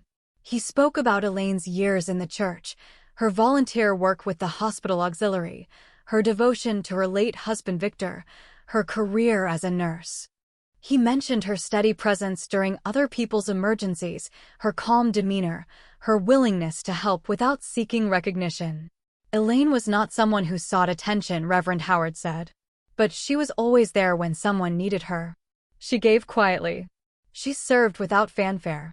She showed love through action rather than words. The congregation sang Amazing Grace. Elaine mouthed the words from the balcony, her throat tight. Maria held her hand gently. During the hymn, Rachel leaned toward Michael and whispered something. Michael nodded, whispered back. From where Elaine sat, she couldn't hear the words, but the tone was wrong. It wasn't the tone of grief. It was the tone of planning, of coordination, of logistics. Halfway through Reverend Howard's eulogy, Elaine saw Rachel lean over again. This time, she was close enough to the balcony railing that Elaine could see her lips move and could make out the shape of the words. "We should talk about the house after this." Michael's lips moved in response. "And the jewelry." Elaine's hands tightened on the edge of the pew. Maria glanced at her, concerned, but said nothing. Reverend Howard finished his eulogy and invited people to share brief memories if they wished. A woman from the Bible study stood and spoke about how Elaine had sat with her in the hospital when her husband was dying, had held her hand through the night, and had helped her make impossible decisions with grace and clarity. One of Victor's old coworkers stood and talked about what a solid man Victor had been, what a good team he and Elaine made, how they'd built a good life through honest work. The young mother from down the street stood, her voice breaking slightly, and thanked Elaine for the meals and the kindness when she'd been overwhelmed and exhausted. Rachel and Michael did not stand. They sat in their pew, looking straight ahead at the casket. The moment that confirmed everything came near the end of the service. Reverend Howard asked the congregation to stand for a final prayer. Most people bowed their heads, folded their hands, and prepared to pray. Rachel and Michael stood but didn't bow their heads. Rachel's gaze moved toward the casket, then toward the side aisle. She touched Michael's arm lightly, tilted her head almost imperceptibly toward the hallway. They slipped out. Before the prayer was over, while Reverend Howard was still speaking, while the congregation's heads were still bowed, Rachel and Michael walked quietly down the side aisle and disappeared into the hallway that led past the church offices toward the parking lot. From the balcony, through the wooden railings, Elaine could see part of that hallway. She could see Rachel and Michael standing there, not embracing, not comforting each other, arguing. Their voices carried faintly up to where Elaine sat, just loud enough to catch fragments. "You promised I'd get the sapphire," Rachel hissed, her voice low but sharp, trying to keep quiet, but unable to fully contain her frustration. "You can have the ring," Michael shot back, his voice equally low, equally sharp. "I just need the house." "Don't be ridiculous," Rachel said. "We should sell everything and split it." "Dad wanted it to stay in the family," Michael replied. "Meaning me. I have kids. I have a mortgage. I need equity." "You think she cared about that more than me?" Rachel snapped. "I'm her daughter. I was here. I visited. I called." "When you want something," Michael said. "Fuck you," Rachel said. An usher appeared in the hallway behind them, a middle-aged woman Elaine recognized from the volunteer schedule. She cleared her throat softly, giving them a look that said, "This is not the time or place." Rachel and Michael straightened immediately. They put on neutral faces, composed faces, appropriate for a funeral faces. They walked quickly toward the exit. The prayer ended. The congregation sat. Reverend Howard invited people to come forward and pay their respects at the casket. A line formed slowly. People moved forward one by one or in small groups. They touched the casket gently, laid their hands on the smooth wood, and stood for a moment in silence. Some wiped tears from their eyes. Some just stood, remembering. Elaine's Bible study friends hugged each other and cried quietly. Victor's coworkers stood with their hands clasped, looking old and tired. The young mother from the neighborhood touched the casket and then walked away quickly, overcome. After everyone had passed through, people moved to the fellowship hall for coffee and light refreshments. The church had set out trays of cookies and pastries, pots of coffee and tea. People gathered in small groups, speaking softly, sharing memories. Elaine and Maria descended the balcony stairs carefully and joined the crowd, keeping to the edges of the room. Elaine kept her head slightly bowed, her expression neutral, her hands folded. She looked like someone's elderly aunt, someone who had driven in from out of town to pay respects, someone no one really knew well enough to approach. She positioned herself near the coffee table where she could hear conversations without participating. Rachel stood near the windows, speaking to one of Victor's old colleagues. "Mom was very organized," Rachel was saying, her voice composed, appropriate. "She had everything documented." I'm sure she left clear instructions for everything. That's good, the older man said. Makes it easier on you kids. We'll meet with her lawyer next week, Michael added, appearing beside Rachel. Sort everything out. Mom would want us to handle it quickly and cleanly. Smart, someone else said. Elaine stayed for 20 minutes, long enough to hear the polite condolences and the logistical questions, the comments about what a good woman she'd been, the relief in people's voices that at least she'd gone quickly, that at least she hadn't suffered. Then she and Maria left quietly through the side door. They walked back to Maria's car parked a block away. Neither of them spoke until they were inside with the doors closed. You okay? Maria asked, starting the engine. Elaine sat very still, looking out the window at the church building, at people starting to leave, getting into their cars, driving away. I'm okay, she said finally. They drove back to San Antonio in silence. That night, in the spare bedroom with the floral bedspread, Elaine lay awake staring at the ceiling fan turning slowly overhead. She didn't feel triumphant. She didn't feel vindicated. She didn't even feel particularly angry. She felt confirmed. The funeral hadn't revealed anything new. It had simply made visible what she'd already known. Her children's priorities were clear. The house, the ring, the money, the logistics. Getting it handled, getting it sorted, moving on. They had performed grief adequately for the public. But in the hallway, in those brief moments when they thought no one was listening, they had been exactly who the spreadsheet and the phone call had shown them to be. Elaine closed her eyes. She thought about Victor, about what he would think of all this. She thought he would understand. He'd been a practical man, someone who believed in facing reality instead of pretending. Trust what people do, he used to say. Not what they promise. She'd seen what Rachel and Michael did. Now she just had to decide what to do about it. By Monday morning, Elaine called Laura from Rosa's landline. It's done, Elaine said. How did it go? Laura asked carefully. Exactly as expected, Elaine replied. They left the service early to argue about the house and the jewelry in the hallway. Did anyone recognize you? No. Any regrets? Laura asked. None, Elaine said firmly. We proceed exactly as we planned. Will it stand as written? Laura confirmed. The will stands, Elaine said. Then I'll contact them in 2 weeks for the reading, Laura said. That gives enough time for things to settle, for them to stop expecting immediate access to accounts. Perfect, Elaine said. And you? Laura asked. When are you coming back? Today, Elaine said. I'm done hiding. That afternoon, Elaine and Maria drove back to Houston. Maria dropped Elaine at her house just before dark. They hugged in the driveway. Thank you, Elaine said. Anytime, Maria replied. Though I hope there isn't a next time. Elaine laughed softly. Me too. She went inside her house, turned on the lights, made herself a cup of tea, and sat at her kitchen table. Everything was exactly as she'd left it. The photo of Victor on the mantel. The mixing bowl on the shelf. The jewelry box on the side table. She was home. She was alive. And in 2 weeks, her children would find out exactly what their behavior had earned them. They didn't make Rachel and Michael wait long. 2 weeks after the memorial service, Laura's office sent a formal letter to both of them. The letterhead was simple, professional. The language was clear. You are invited to attend a final review of your mother Elaine Mercer's estate planning documents and will on Friday, November 4th at 2 o'clock in the afternoon. Please confirm your attendance at your earliest convenience.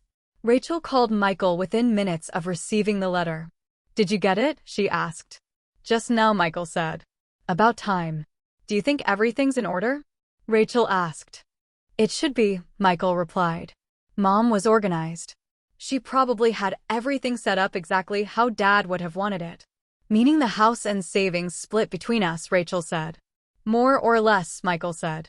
Though I still think I should get the house. You live in an apartment. I actually need the space. We'll figure it out, Rachel said, keeping her voice neutral. Let's just get through the meeting first. They both confirmed their attendance separately. Both arrived at Laura's office on Friday afternoon exactly on time. Elaine had arrived half an hour early, entering through the back door that Laura used for staff and clients who preferred discretion. Laura led her into the small conference room adjacent to the main one, the room that was usually used for storage and private phone calls. There was a narrow window in the door between the two rooms. The door itself could be left slightly ajar, just enough to let sound carry through without being obvious. Laura and Elaine sat together at the small table. The documents were spread out in front of them, already organized, already reviewed one final time. "Are you sure you want to be here?" Laura asked gently. "I can handle this." "You don't have to witness their reactions." Elaine looked at the papers, at her own signature on the bottom of each page, at the careful legal language that transformed her decisions into permanent reality. "I've spent a lot of time in waiting rooms," Elaine said quietly. "I can handle one more." They decided Elaine would stay in the adjoining room, seated where she could hear clearly but remain unseen unless she chose to step through the door. At exactly 2 o'clock, Rachel and Michael arrived. Elaine heard their footsteps in the hallway, recognized the rhythm of their walking. Rachel's heels clicked briskly on the tile floor. Michael's stride was longer, heavier, more deliberate. They exchanged polite small talk with the receptionist. Comments about the weather, about parking, about traffic on the freeway. Then Laura appeared and led them into the main conference room. The door closed softly. Elaine positioned herself in the adjoining room near the door, sitting in a chair where she could hear every word. Laura's voice came through clearly, calm, and professional. "Thank you both for coming. Before we begin, I want to extend my condolences again. I know the last few weeks have been difficult." "Thank you," Rachel said automatically. "We appreciate everything you're doing," Michael added. "Mom always said you were thorough." "I try to be," Laura replied. She shuffled papers, the sound deliberate and measured. "Your mother consulted with me extensively over the last several months. Every decision reflected in these documents was made with full clarity and intention." "Of course," Rachel said. "She was sharp until the end," Michael added. Laura began reading from the will. She used the formal legal language, the official phrasing that turns human decisions into binding documents. "Whereas and hereinafter and in the event of." The kind of language that makes people's attention wander, that makes them impatient for the real information. Rachel and Michael's impatience started to show quickly. Chairs creaked. Someone sighed. Michael shifted position several times. Then Laura reached the distribution section. Her voice remained steady, unchanged. "As of the most recent version of your mother's will, executed on September 23rd of this year, the primary beneficiaries of her estate are the following entities and individuals." She listed them clearly, reading each line precisely. "The charitable foundation associated with the church. The nursing scholarship fund at the community college. The monthly stipend for Daniel Hernandez for the duration of his lifetime. Specific personal items, including the sapphire ring, to Amy Martin, Elaine's niece." Rachel interrupted, her voice rising slightly, her composure starting to crack. "I'm sorry, but where's the house in all this?" "The house, upon sale, will fund the trust distributions I just mentioned," Laura said calmly, as if she were discussing grocery lists. "The proceeds from the sale will be divided among the charitable foundation, the scholarship fund, and the monthly stipend fund. Any remaining proceeds after those allocations will be distributed as outlined in the next section." "And what about us?" Michael asked, his voice tighter now, controlled but strained. "You are each named in the next section," Laura said. "You will each receive a fixed distribution." She read the amounts clearly. Rachel Lynn Mercer will receive $25,000. Michael James Mercer will receive $25,000. There was a long, heavy silence. Elaine counted the seconds from the adjoining room. 1, 2, 3, 4, 5, 6, 7, 8. Finally, Rachel spoke, her voice barely above a whisper, as if she couldn't quite believe what she'd heard. "That can't be right." "I assure you it is," Laura said. "That's it," Michael said. 25,000 each. "Yes," Laura confirmed. "But the house alone is worth nearly 400,000, Michael said, his voice rising now. "The savings, the investments, that's another 200,000. And we get 25. "That is correct," Laura said, her voice still perfectly calm. "This doesn't make sense," Rachel said, shaking her head. "Dad always said the house would be ours." He wanted us to have it. He told us that. Your mother's wishes supersede any prior conversations, Laura replied. This is her most recent will, properly executed and witnessed. She slid 2 envelopes across the table.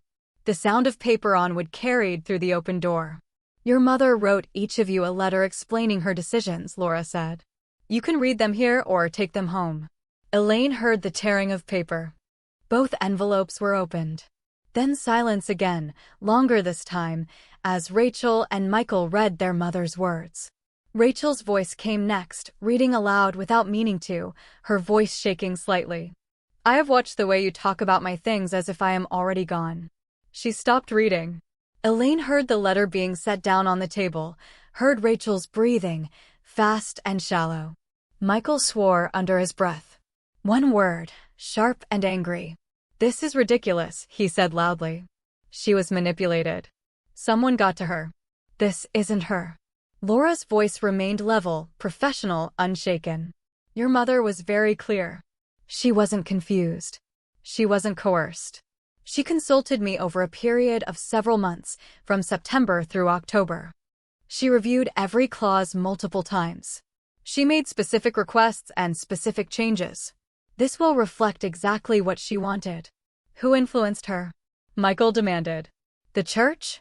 You? Who put these ideas in her head? By what she saw and heard, Elaine said, pushing the door fully open and stepping through into the main conference room. Both Rachel and Michael froze completely. Rachel's face went white, drained of all color in an instant. The letter slipped from her fingers onto the table. Michael stood up so fast his chair tipped backward and hit the floor with a loud crack that echoed in the small room. Mom? Rachel whispered. Elaine stood in the doorway, wearing her own hair, her own clothes. The same blue cardigan Rachel and Michael had seen dozens of times. The same black pants. The same simple silver earrings Victor had given her years ago. No wig. No costume. No disguise. She looked exactly like herself. I'm not a ghost, Elaine said quietly, calmly. Just a woman who got tired of being spoken about in the past tense while she was still breathing. For a long moment, nobody moved. Nobody spoke. The air conditioner hummed quietly in the background. The clock on the wall ticked audibly, each second feeling longer than the last. You were at the funeral? Michael finally managed to say, his voice strangled. Yes, Elaine said simply. In the balcony. Beige cardigan. Gray wig. I sat 3 rows back. You walked past me twice on your way to the parking lot. Rachel's eyes filled with tears, but they didn't fall. Her mouth opened, closed, opened again. No words came out at first. Why? She finally managed. Why would you do that to us? Elaine walked slowly into the room. She didn't rush. She left space between herself and her children and didn't move too close. She sat down at the end of the conference table, folding her hands on the polished wood surface. I didn't do anything to you, she said, her voice measured and calm. I made a plan for myself. I gathered information. I listened carefully. I watched closely. I saw who left my memorial service before the final prayer was over so they could argue about the house and the jewelry in the hallway. We were in shock, Michael protested, his voice rising. People say stupid things when they're in shock. That doesn't mean. I have spent my entire career listening to people in shock, Elaine interrupted, her voice still calm but firm. 32 years in intensive care units. I have watched families receive the worst news of their lives at 3 in the morning. I know what shock looks like. I know what grief sounds like. There's a very clear difference between someone saying, I don't know how I'll go on without her, and someone saying, you can have the ring if I get the house. Rachel and Michael looked at each other, then back at their mother. The tears in Rachel's eyes spilled over now, running down her cheeks. This is punishment, Rachel said, her voice breaking. You're punishing us. You humiliated us in front of everyone. You made us grieve for you when you were alive. That's cruel. Elaine shook her head slowly, her expression unchanged. No, she replied. I gave you an opportunity to show me who you are when you think no one is watching. And you showed me. I let you reveal what was already there, and then I made decisions accordingly. That's not punishment. That's clarity. We're your children, Michael said. We're your family. We deserve more than this. You are my children, Elaine agreed. And I love you. But love doesn't mean I'm required to pretend I didn't hear what I heard or see what I saw. You're not cut off. You're not disowned. You're each receiving $25,000, which is not nothing. But the life your father and I built together is going to outlive us in ways that aren't measured by real estate appraisals and asset columns. Nobody shouted. Nobody threw anything. The quiet in the room was heavier than yelling would have been, denser, harder to breathe through. I won't argue with you about this, Elaine continued. You're both adults. You'll feel how you feel. But the will stands as written. If you want to contest it, you can try. Laura can explain the process. But I'm telling you now that I documented everything. The spreadsheet you left on my table after my birthday. The phone call that didn't disconnect properly where I heard you negotiating my belongings. The conversation in the church hallway during my funeral. I have dates. I have time. I have your exact words, some of them written in your own hand. Michael sat down slowly in his chair. Someone had picked it up from the floor while Elaine was talking. He stared at the table, his jaw working, his hands clenched into fists. So this is it, he said flatly. This is your final word. Yes, Elaine replied. This is me dying on my own terms while I'm still alive enough to choose what those terms are. Laura cleared her throat gently, a reminder that they were still in a professional setting, that there were procedures to follow. If anyone needs a break, she offered quietly, we can take a few minutes before continuing with the formalities. Rachel shook her head.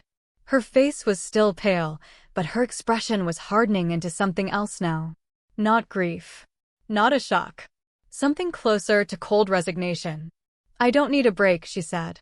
I need the documents. Whatever I have to sign. Same, Michael said. The next hour passed in a blur of mechanical actions. Signatures. Copies. Forms. Laura walked them through each page, each clause, each requirement with professional detachment. Rachel signed where indicated, her handwriting shakier than usual but legible. Michael signed with less control, his signature a harsh scrawl across the bottom of each page. When it was finished, Laura collected all the documents and placed them in 2 labeled folders, one for each of them. You'll each receive certified copies in the mail within 5 business days, she said. If you have questions, you can contact my office. I won't have questions, Rachel said, standing, picking up her purse from the floor. She looked at her mother for a long moment. Elaine looked back steadily, her expression neutral but not unkind. I need time, Rachel said finally. I need to process this. I understand, Elaine replied. Do you? Rachel asked. Do you really? Yes, Elaine said simply. Rachel walked to the door, her movements stiff and controlled. She paused with her hand on the doorknob, her back to the room. You could have just talked to us, she said quietly, not turning around. You could have told us how you felt. I tried, Elaine said. Every time I tried to talk about what mattered to me, we ended up back at facility brochures and square footage and beneficiary forms. Rachel didn't respond. She opened the door and left, her heels clicking down the hallway, growing fainter, then disappearing. Michael stood more slowly. He picked up his copy of the letter Elaine had written, but then set it back down on the table, face down, as if he couldn't bear to look at it. He walked over to where Elaine sat. She thought for a moment he might yell, might finally let out the anger she could see in his face. Instead, he extended his hand formally, stiffly. I don't understand you, he said. Elaine shook his hand. His grip was too tight, almost painful, but she didn't flinch. You don't have to understand, she answered. You just have to believe that I meant every word I wrote in that letter. Michael held her gaze for a moment, then nodded once and released her hand. He picked up his folder, tucked it under his arm, and left without another word. The door closed behind him. The conference room was suddenly very quiet. Laura stood and walked to the window, looking out at the parking lot. After a moment, she turned back to Elaine. How do you feel? She asked. Elaine sat very still, her hands still folded on the table. She took a slow, deep breath, then let it out. Like I just performed surgery, she said. Necessary but exhausting. You did what you needed to do, Laura said gently. Yes, Elaine agreed. I did. She stood slowly, feeling the stiffness in her back and knees, feeling her age in her bones. She picked up her purse, thanked Laura quietly, and walked out to her car. By evening, she was back in her own house. Her name is still on the deed. Her decisions finally matched what she had seen with her own eyes. Her life, at last, fully her own again. It has been 3 years since that day in Laura's conference room. 3 years since Elaine walked through the doorway and proved to her children that reports of her death had been greatly exaggerated. Time has passed both quickly and slowly, the way significant periods of life always do, racing forward in some moments, crawling in others, but always moving, always changing. The house is gone now. Elaine sold it in late spring of 2024, approximately 8 months after the will reading. She chose the timing herself, waiting for the market to stabilize after a brief dip, working with a realtor she trusted, someone Maria had recommended, an older woman who didn't pressure her, who understood that selling a house wasn't just a financial transaction, but an emotional one. Elaine accepted an offer from a young family. The husband taught middle school science. The wife worked as a medical billing specialist at one of the hospitals downtown. They had 2 small children, 3 and 5 years old, with a 3rd baby on the way. They reminded Elaine of herself and Victor when they were starting out 35 years ago. Young, stretched thin financially, working hard, believing that effort and love would be enough.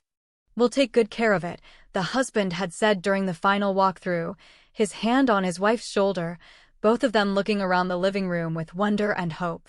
"I know you will," Elaine had replied. She drove past the house once, about 6 months after the sale was final.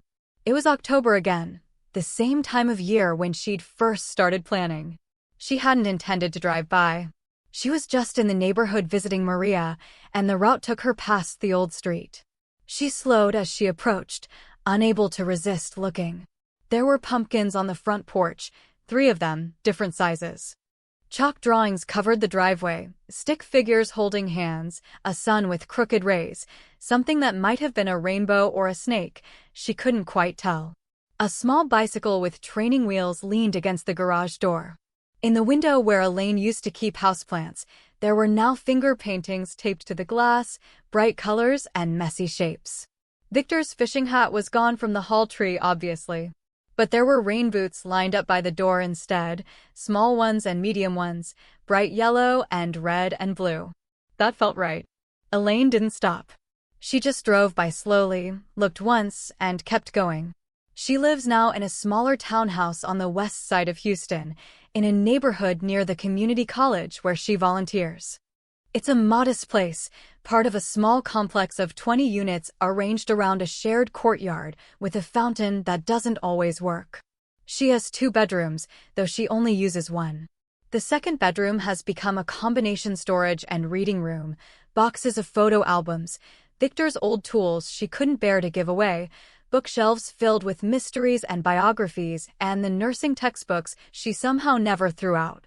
1 bathroom, which is plenty. A kitchen just big enough for 1 person to cook comfortably. A small living room with the green sofa Victor had insisted they keep. She'd hired movers to transport it from the old house. It still had the worn spots on the arms, still sagged slightly in the middle, but she sat on it every evening and felt close to him. The townhouse has a small balcony that faces west. It's barely big enough for 2 chairs and a small table, but Elaine has claimed it as her favorite space. She keeps 3 plants out there, survivors that have followed her from house to apartment to townhouse. A jade plant, squat and indestructible, that Victor's mother had given them as a wedding present 37 years ago. A rosemary bush in a terracotta pot that keeps trying to take over the entire balcony, sending out woody stems in all directions, fragrant and determined. A pot of African violets that bloom twice a year, purple and delicate, if Elaine remembers to water them consistently and keep them in the right light.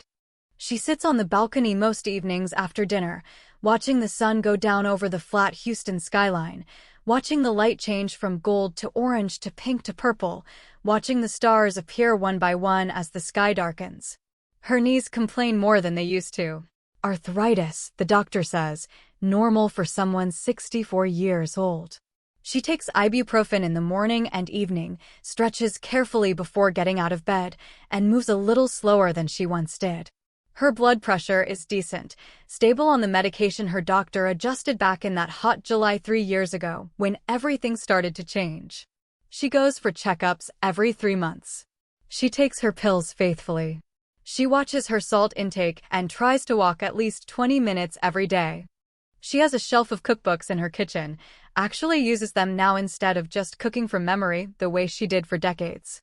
She's teaching herself Italian cuisine, working her way through a thick cookbook Victor's sister sent her years ago that she never opened until recently. Her relationship with Rachel and Michael is thinner now, stretched and careful, but honest in a way it never was before. The first year after the will reading was brittle, painful, awkward. Holidays were terrible that year. Thanksgiving, Rachel sent a card but didn't invite Elaine to dinner. "We're keeping it small this year," the card said. Michael didn't send anything. Christmas was similar, cards, no invitations, no phone calls, no visits. Elaine spent Thanksgiving with Maria and her family. Christmas she spent alone, which she'd expected. She made a small turkey breast, watched old movies, and went to bed early. The months that followed were sparse. Rachel called once every 6 weeks or so, conversations that stayed firmly on the surface. "How are you?" "I'm fine. How's work?" "Busy. How are the girls?" "Good. Okay, well, I'll talk to you soon. Click." Michael called even less frequently, maybe once every 2 or 3 months. His calls were shorter, stiffer, clearly obligatory rather than genuine.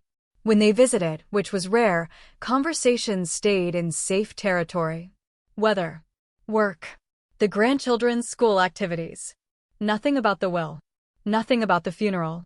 Nothing about what had happened in Laura's office. The whole experience sat between them like a third chair at the table, invisible but taking up space, impossible to ignore even though no one mentioned it. But over time, slowly, something shifted. Not because they forgot. Not because they forgave in some dramatic moment of reconciliation. But because anger is exhausting to maintain, and eventually people get tired. Eventually, the sharp edges of hurt start to round off, not disappearing, but becoming less painful to touch. In the second year, the calls became slightly more frequent. Still brief, still surface level, but regular enough to count. Rachel called every 3 or 4 weeks. Michael called monthly. They started sending photos occasionally. Rachel would text pictures of her daughters, at school events, at sports games, at family dinners. Michael would send photos of his kids, birthday parties, Halloween costumes, random moments. The photos came without commentary, just shared images, but they were something. Last spring, in late April of 2025, almost 2.5 years after the day in Laura's office, Rachel asked to meet for coffee. Just the two of them. No Michael. No lawyers. No agenda that Elaine could detect. They met at a small cafe near the medical center, a quiet place with mismatched furniture and no background music, just the sound of milk being steamed and quiet conversations at other tables. Rachel arrived first. Elaine saw her through the window, sitting at a corner table, stirring her coffee slowly even though it didn't need stirring, staring at nothing. Elaine ordered tea Earl Grey, hot, nothing added, and joined her daughter at the table. For several minutes, they talked about easy things. Rachel's older daughter was applying to colleges, taking SATs, visiting campuses. Her younger daughter had joined the school debate team and was surprisingly good at it. Rachel's job was stressful but stable, demanding but secure. The usual updates, the kind of information people exchange when they're related but not particularly close. Then Rachel set her spoon down carefully, precisely, in the exact center of her saucer. She looked directly at her mother, her expression unreadable. "You hurt me," Rachel said. Her voice was quiet but clear, not angry, just stating a fact. "Not because of the money." "I mean, that stung." "It did. But mostly because you didn't tell me who you thought I was. You just decided. You tested me without warning. And then you let me walk into that office and find out in front of a lawyer and my brother." Elaine listened. She didn't interrupt. She didn't defend herself. She just listened. "I didn't tell you," Elaine said finally, carefully, because every time I tried to talk about what mattered to me, about how I felt, about what I wanted, about my actual life, we ended up back at facility brochures and square footage and power of attorney forms. Every conversation turned into a checklist. I felt like a problem you were trying to solve instead of a person you were trying to know. Rachel looked out the window at the parking lot, at the people coming and going, at the ordinary movement of an ordinary day. Maybe you're right, she said after a long pause. Maybe I was treating you like a project. Like something to manage. I don't know. I was scared. I was scared of you dying and me not being ready. I was scared of losing control. I was scared of making mistakes. I know, Elaine said gently. But you were also wrong about some things, Rachel continued, turning back to face her mother. You heard one phone call. You saw one spreadsheet. You listened to one conversation at a funeral where we were both in shock and saying stupid things. And you decided that was all we were. You didn't give us a chance to explain. You didn't ask questions. You just judged and sentenced. Elaine nodded slowly. You're right. I could have asked. I could have confronted you directly. Why didn't you? Rachel asked. Because I didn't think you'd tell me the truth, Elaine said. I thought you'd explain it away.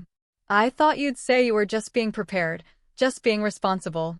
And maybe I would have believed you. Maybe I would have convinced myself I'd misunderstood. So instead, I created a situation where you couldn't perform. Where I could see what you'd do when you thought I was actually gone. Rachel was quiet for a long time. She picked up her coffee, took a sip, set it back down. You were right about some things, she said finally, her voice very quiet. Not everything, but some things. I did treat your house like real estate. I did talk about your stuff like I had a right to it. And that day in the hallway at church, Michael and I fought about the ring and the house before your body was even cold, or before we thought your body was cold. That was wrong. That was really wrong. Yes, Elaine said simply. It was.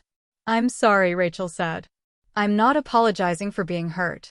I'm not saying you didn't hurt me. But I'm sorry for treating you the way I did before you died, before I thought you died. Elaine reached across the table. She didn't grab Rachel's hand, just touched it lightly, let it rest there. I'm sorry for not talking to you first, Elaine said. I'm sorry for making you grieve. That was cruel, even if I thought it was necessary. Rachel nodded. Tears slipped down her cheeks, silent and steady. She didn't wipe them away. They sat like that for a while, hands touching across the table, not speaking, just being present in this same space without anger between them. It wasn't forgiveness, exactly. It wasn't reconciliation in the way movies show it, with big emotional speeches and dramatic hugs. It was something quieter. Something smaller but sturdy. A small bridge, maybe 3 planks wide, not enough to carry everything but enough to walk across carefully. Can I see you again? Rachel asked eventually. Not just coffee. Maybe dinner. Or you could come to the house. The girls ask about you sometimes. I'd like that, Elaine said. They met again 2 weeks later. Rachel cooked dinner at her apartment. Her daughters were there, polite and curious, asking Elaine about nursing, about what Houston used to be like, about Grandpa Victor. The dinner was slightly awkward but warm. Rachel burned the chicken a little. They laughed about it. Elaine helped clean up after. She met Rachel's boyfriend, a quiet man who worked in IT and seemed kind. The visits became occasional after that. Once every 6 or 8 weeks. Not frequent, but regular enough to matter. 3 weeks ago, Rachel called to ask if Elaine wanted to come to her youngest daughter's debate tournament. Elaine went. She sat in the audience with Rachel and watched her granddaughter argue a case about healthcare policy. The girl was sharp, confident, and unafraid of the judges. She challenged their questions, defended her positions, and thought on her feet.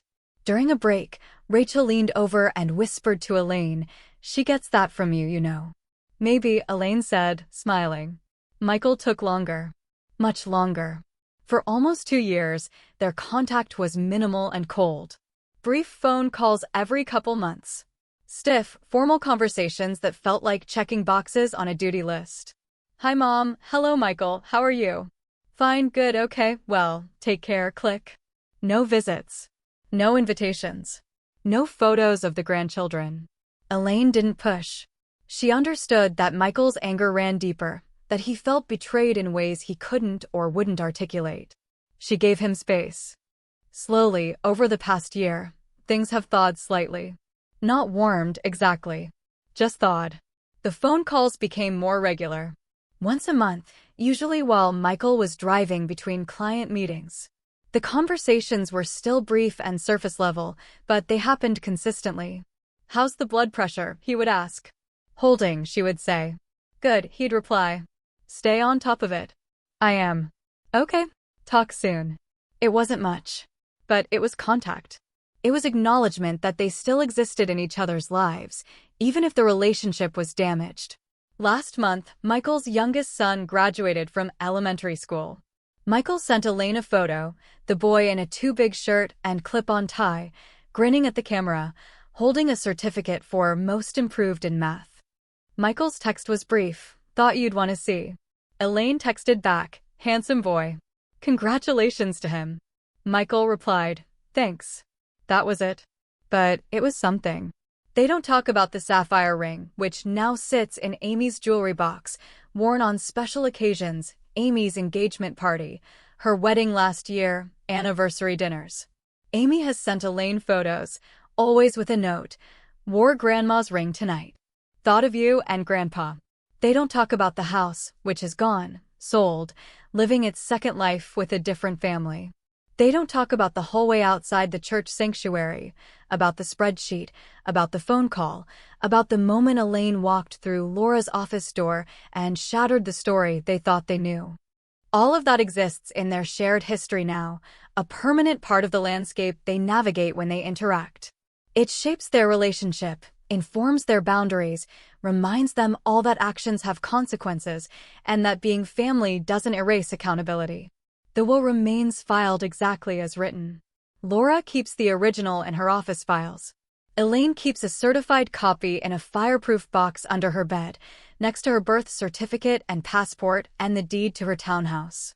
Every quarter, Elaine receives updates from the trust administrator, a kind woman in her 50s who works for the church foundation. The letters arrive in plain white envelopes, typed neatly, professional and warm. The Nursing Scholarship Fund has awarded 6 full scholarships so far. 3 students have already graduated. 2 are working in hospital ICUs, 1 in neonatal care, 1 in cardiac care. 1 is working in a community health clinic. The other 3 are still in school, on track to graduate in the next year. The scholarships are listed in the program as the Elaine and Victor Mercer Nursing Scholarship for Students of Promise. Each year, the foundation hosts a small reception where Elaine meets the recipients if she's able. They're always young, almost always broke, almost always working while going to school, juggling impossible schedules, determined to make something of themselves.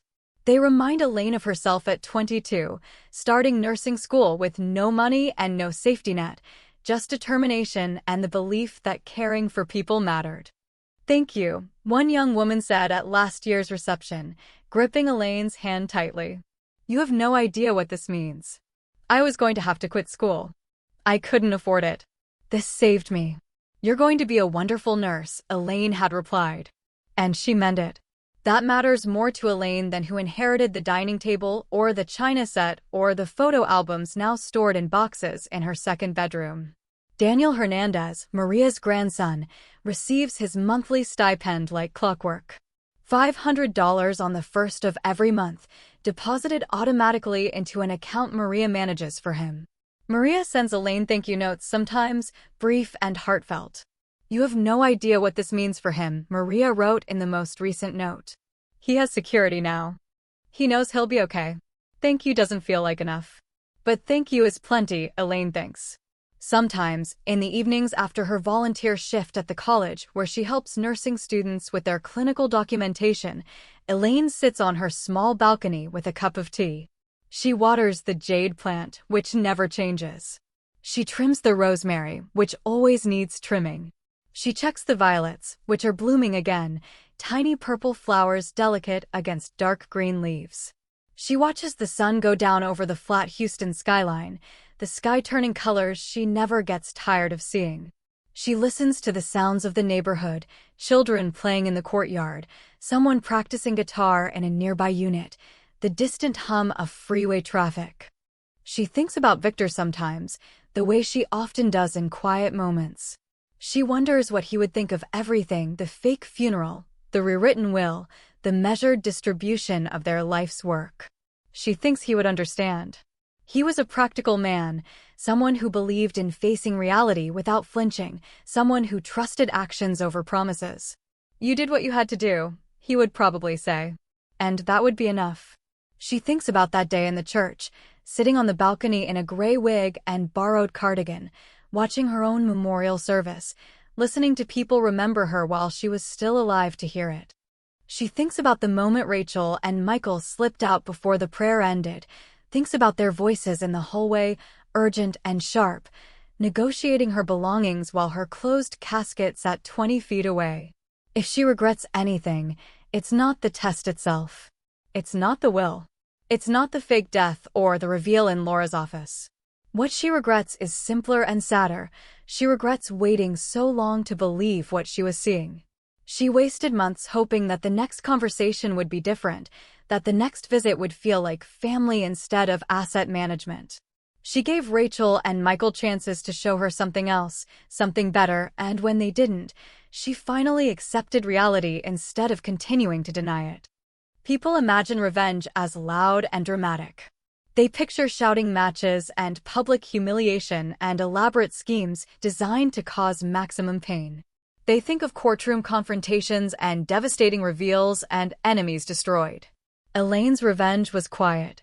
It was a stack of notarized pages, a gray wig in a box stored in her closet, a decision to let her last act as a mother be honest rather than hopeful. She chose truth over fantasy. She chose boundaries over capitulation. She chose to die on her own terms, not literally, not yet, but symbolically. She killed the version of herself that kept pretending, kept smoothing things over, kept believing that if she just stayed quiet and cooperative and easy to manage, her children would eventually see her as something more than an entry on an asset list.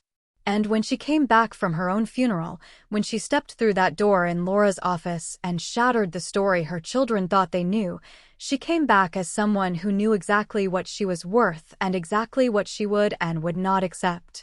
That's the kind of death that lets you live differently afterward. That's the kind of ending that's actually a beginning. The nursing students at the college sometimes ask Elaine questions that have nothing to do with charting protocols or medication administration. They ask about life, about balance, about how to stay kind without becoming a doormat, about how to maintain boundaries with family members who don't respect them. Last week, a young woman named Priya sat with Elaine in the break room after their documentation tutorial ended. Priya was 23, first-generation Indian American, working 2 jobs while completing her nursing degree. She looked exhausted in a way that reminded Elaine of herself at that age, tired but determined, stretched thin but refusing to break. "Can I ask you something personal?" Priya said quietly. "Of course," Elaine replied. "My parents keep asking me for money," Priya said, looking down at her coffee cup. "They say it's just temporary, just until things stabilize. But it's been 2 years. And my brother doesn't help at all. He just says they're my responsibility because I'm the oldest. But I can barely pay my own rent." Elaine poured them both fresh coffee from the machine in the corner. She sat back down across from Priya and waited, giving the young woman space to continue if she wanted. "I want to say no," Priya continued. "I know I should say no. But I feel guilty. They sacrificed so much for me. How can I refuse them?" Elaine thought for a moment before responding. "Then say no and feel guilty," she said finally. Priya looked up surprised. "What?" "Say no and feel guilty," Elaine repeated. "It's not about eliminating the guilt. Guilt isn't always wrong. Sometimes guilt just means you care about someone. But guilt doesn't have to control your decisions. You can love someone deeply and still protect yourself from them." Priya was quiet, absorbing this. "Did you have to do that?" she asked. "With your family?" Elaine smiled, a small, tired smile that carried years of experience. "Yes," she said simply. "I did." She didn't tell Priya the whole story. The fake funeral, The disguise, the well-reading, the shocked faces of her children when she walked through that door. That wasn't necessary, and it wasn't the point. But she saw recognition in Priya's face, that understanding that comes when someone realizes they're not alone, that someone else has navigated the impossible space between love and self-preservation. "It's hard," Priya said. Yes, Elaine agreed. It is. But hard doesn't mean wrong. That conversation stayed with Elaine as she drove home that evening.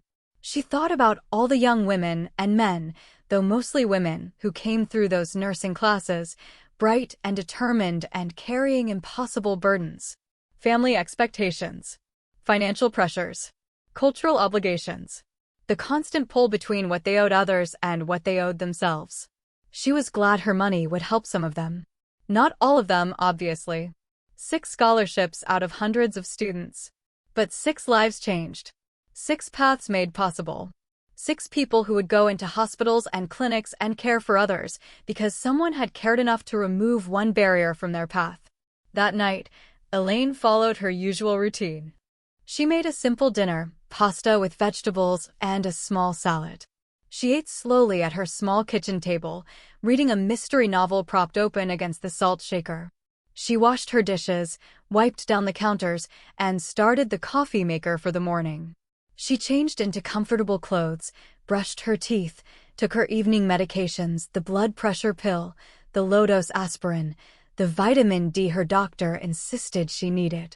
She walked through her small townhouse, checking locks on doors and windows, turning off lights as she went. She paused in the living room, looking at the photo of Victor on the side table. He was smiling in the photo, holding up a fish he'd caught, proud and happy and alive. "I think I did okay," she said quietly to the photo, as she sometimes did. "I think you'd say I did okay." The photo didn't answer, obviously. But she felt a sense of peace anyway. In her bedroom, she opened the small wooden jewelry box on her dresser.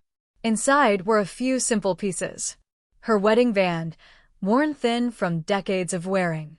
A pair of pearl earrings Victor had given her on their 10th anniversary. A silver bracelet from her mother. A small gold locket that held photos of Rachel and Michael as children, their faces round and innocent, before life got complicated. The sapphire ring was gone, of course. It lived now on Amy's finger, worn with love and care and appreciation. That felt right. Elaine closed the jewelry box. She walked to the window and opened it slightly, just enough to let in the night air. The temperature had finally dropped into the 70s. She could hear crickets in the courtyard, the distant sound of someone's television, a car passing on the street. She turned off the bedside lamp. The room was filled with darkness, comfortable and familiar. She lay down on her bed, pulled the thin blanket up to her shoulders, and let her body relax into the mattress. Most nights now she ends the same way. She thinks briefly about the day, what she cooked, what she taught, who she spoke to, what small moments of connection or meaning occurred.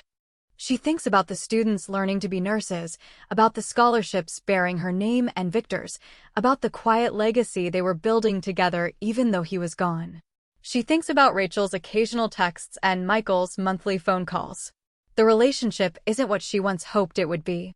It's thinner, more careful, marked by boundaries and caution. But it's honest. And honesty, she has learned, is more sustainable than hope built on denial. She thinks about Maria next door in the old neighborhood, probably sitting on her own porch with her own tea, watching the same stars. She thinks about Rosa in San Antonio, about the spare room with the floral bedspread where she hid during the week of her own death. She thinks about Laura in her converted bungalow office, still helping people navigate impossible family situations with clarity and dignity. She thinks about the church where she attended her own memorial service, about Reverend Howard who helped coordinate everything without judgment, about the congregation that showed up to remember her, that spoke kind words about her life. That meant well even if they didn't know the whole truth. And then she lets it all go. The past. The anger that's mostly faded now. The hurt that's mostly healed. The small victories and the necessary losses. The choices she made and the consequences that followed. She survived her own funeral. She rewrote her own will. She chose clarity over comfort, truth over politeness, boundaries over surrender. She watched her children at their worst and decided what they deserved based on what they'd shown her, not what she'd hoped they would be. And now, 3 years later, she lives in a smaller space with clearer boundaries and a cleaner conscience. The revenge, if anyone wants to call it that, wasn't punishment. It was simply the natural consequence of being seen. Rachel and Michael showed her who they were when they thought she wasn't watching. And she believed them. Most people spend their lives hoping their children will become better than they fear they might be. Elaine chose differently. She stopped hoping and started observing. She stopped excusing and started documenting. She stopped surrendering and started deciding. The sapphire ring sits on Amy's finger. The house shelters a different family. The money helps students who need it. Daniel has security. The church continues its work. And Elaine lives quietly in a townhouse with a balcony barely big enough for 3 plants and a chair. She did not get the storybook ending. She did not get the reconciliation where her children fell at her feet apologizing and begging forgiveness. She did not get the moment where they suddenly understood everything and thanked her for teaching them a lesson. Real life doesn't work that way. What she got instead is something simpler and harder and more real: clarity. Boundaries. The ability to sleep at night knowing she didn't surrender her dignity for the sake of keeping peace with people who weren't offering peace, just compliance. She closes her eyes. The room is dark and cool. The window lets in the sound of wind in the trees, the distant hum of the city, the quiet rhythm of an ordinary November night. Tomorrow she'll wake up early, make her coffee, water her plants, drive to the college to help nursing students learn how to document emergencies. She'll come home, make dinner, read her book, sit on her balcony and watch the sun go down. It's a small life now.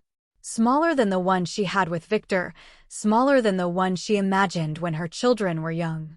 But it's hers. Completely, unambiguously hers. Built on decisions she made, boundaries she enforced, truth she insisted on speaking even when silence would have been easier. Most nights now, before sleep takes her, Elaine thinks one final thought, always the same. The real funeral was the one I walked out of alive. And that thought, more than any revenge, more than any inheritance, more than any dramatic confrontation, brings her peace. She survived her own death.